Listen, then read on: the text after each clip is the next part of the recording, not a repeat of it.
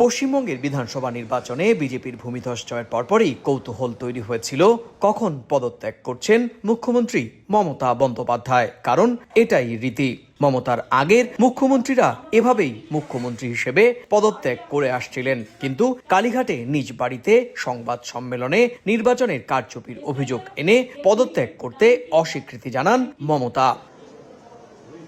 ভোটের ফল প্রকাশের সঙ্গে সঙ্গে মুখ্যমন্ত্রীর স্বয়ংক্রিয়ভাবে তার পদ হারান ভারতের সংবিধানে এমন কোনো সুস্পষ্ট বিধান নেই। নির্বাচনে শাসক দল বা জোট সংখ্যাগরিষ্ঠতা হারালে রাজভবনে গিয়ে রাজ্যপালের কাছে পদত্যাগপত্র দেন বিদায়ী মুখ্যমন্ত্রী।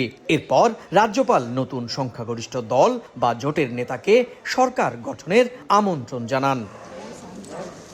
ভারতের সংবিধান অনুযায়ী মুখ্যমন্ত্রীকে নিয়োগ করেন রাজ্যপাল।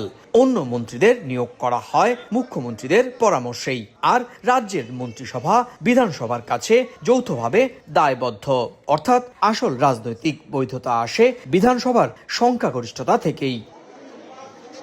বিধানসভার মেয়াদ সাধারণত প্রথম অধিবেশন থেকে 5 বছর।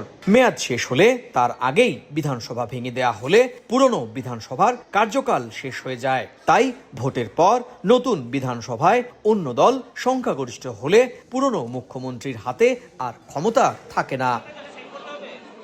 সংবিধান বিশ্লেষকরা বলছেন, রাজ্যপাল চাইলে নতুন মন্ত্রিসভা গঠনের আগে মমতার মন্ত্রিসভাকে বরখাস্ত করতে পারেন এবং রাষ্ট্রপতি শাসন জারিও করতে পারেন। তবে মাত্র 2 দিন পরই নতুন সরকারের শপথ। তাই এত অল্প সময়ের জন্য হয়তো সেই সিদ্ধান্ত নাও নিতে পারেন রাজ্যপাল।